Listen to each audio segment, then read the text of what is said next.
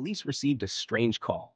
A man had been found dead in his apartment, lying on the floor with no signs of struggle. His name was Daniel Reeves, a 42-year-old accountant who lived alone. The cause of death was unclear, but there were no wounds, no blood, nothing that suggested foul play. The officers searched the apartment for clues, but everything seemed normal until they checked the records. Daniel Reeves had already been declared dead 6 years ago. According to official documents, Daniel had died in a car accident in another city. His body had been recovered, and his death certificate was signed by the authorities. His funeral had been held. His family had mourned. So how was he lying here, dead again? The detectives were puzzled. They dug deeper, checking fingerprints and DNA. The results were shocking. The man lying on the floor was the same Daniel Reeves who had died 6 years ago. There was no mistake. The fingerprints matched perfectly. The DNA was identical. It was as if he had come back from the dead only to die again. The first question was, where had he been all these years? The investigators contacted his family, but they were just as confused. They had accepted his death years ago, and now they were being told that he had been alive all along. His sister, Emily, was in disbelief.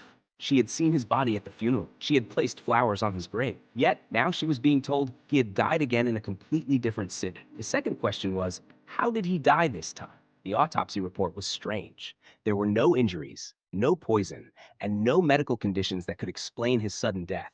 His heart had simply stopped. It was as if something had taken his life without leaving a trace. Then came the biggest mystery of all. When the police checked security cameras near Daniel's apartment, they saw something chilling. The night before his death, Daniel had been seen walking down the street. He looked normal, wearing a coat and carrying a grocery bag.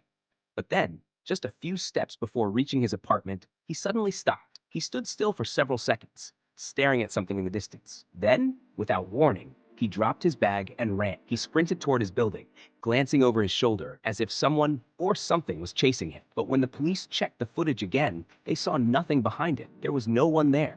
He was running from nothing. When they searched his apartment again, they found something odd. Inside his drawer was an old newspaper clipping.